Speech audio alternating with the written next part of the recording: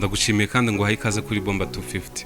Wa mbere w'iki cyumweru Leta Zunze Ubumwe za Amerika na Iran bageze ku bwumvikane bwo guhagarika intambara yari imaze iminsi 109 ihanganishije ibi bihugu, ndetse umuhora wa Hormuz Iran yari yarafunze wahise ufungurwa nk'ikimenyetso kigaragaza ko impande zombi hari ibyo zari zimaze kwemeranyaho mu mbanziriza mushinga y'amasezerano nyirizina.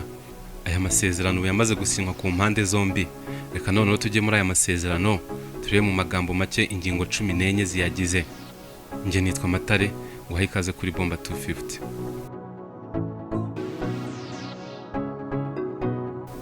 Aya masezerano yo guhagarika intambara hagati ya Iran na Leta Zunze Ubumwe za Amerika agizwe n'ingingo 14.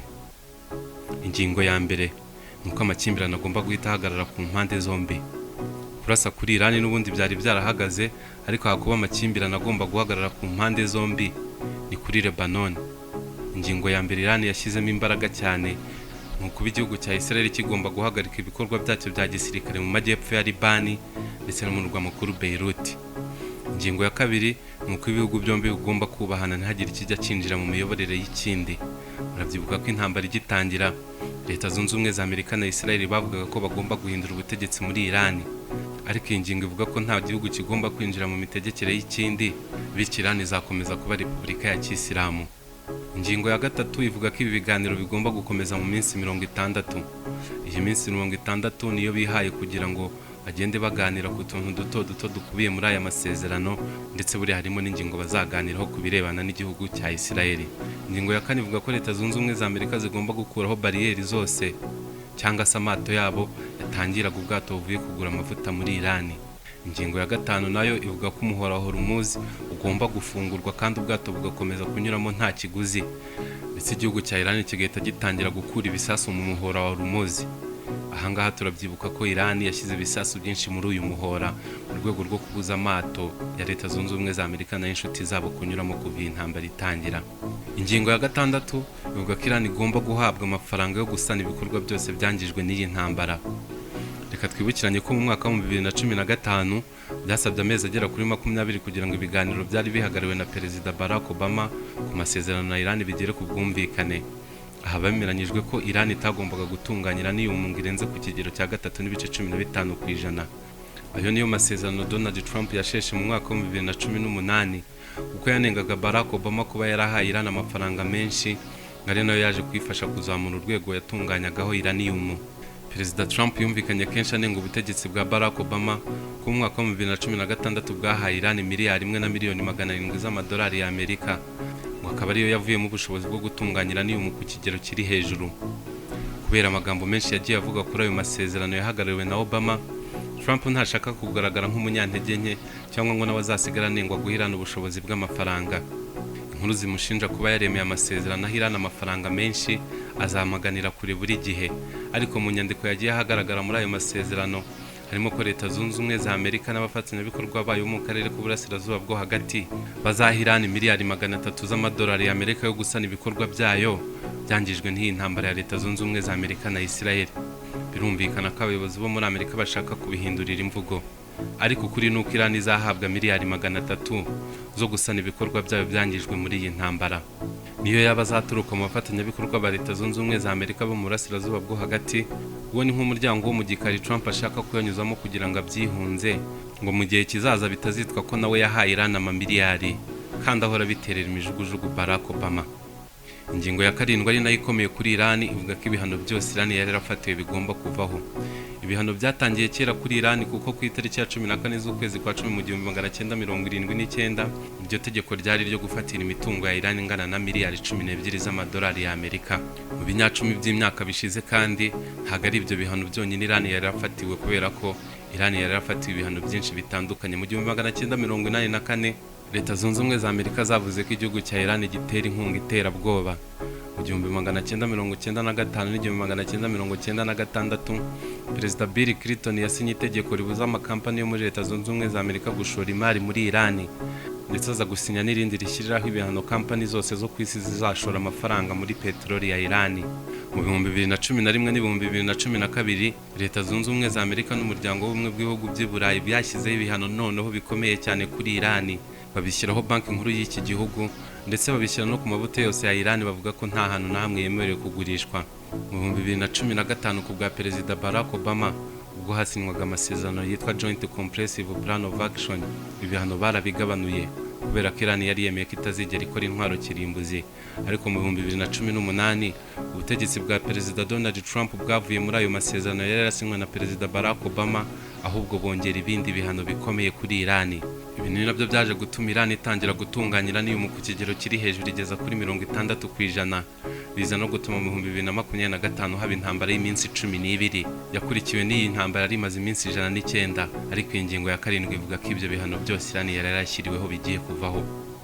Ingingo ya 8 ni yuko Iran yemeye ko itazigera ikora intwaro kirimbuzi.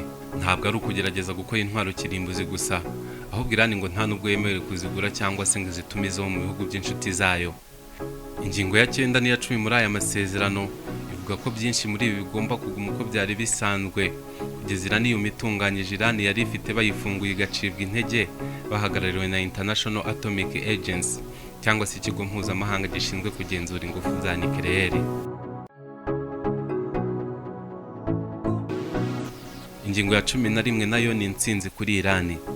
Iyi ngingo ivuga ko imitungo yose ya Iran yari yarafatiriwe na Leta Zunze Ubumwe za Amerika ndetse n'ibihugu by'inshuti zayo igomba guhita irekurwa igasubira mu bukungu bwa Iran.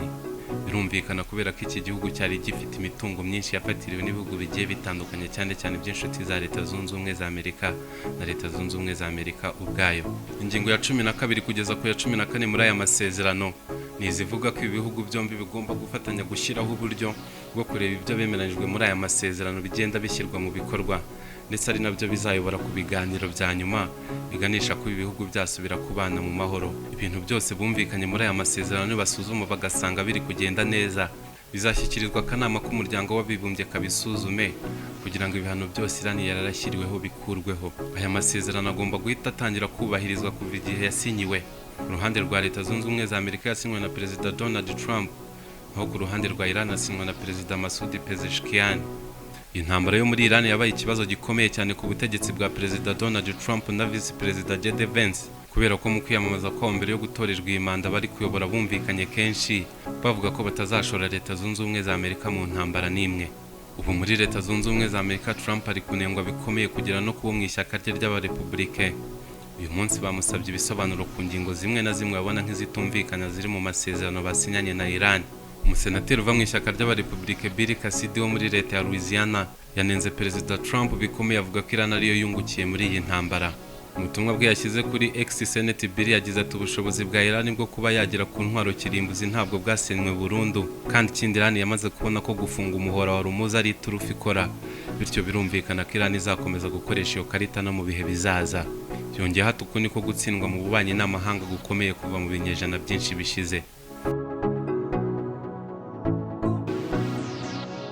Israel na Leta Zunze Ubumwe za Amerika batangizaga intambara kuri Iran, bavugaga ko intego yayo nyamukuru ari ukubuza Iran kugera ku ntwaro kirimbuzi, gusenya ubushobozi bwayo bwo gutera inkunga imitwe ya gisirikare ishamikiye kuri Islamic Revolutionary Guard Corps nka Hezbollah, ndetse no gukuraho ubutegetsi bwa Repubulika ya Kisilamu.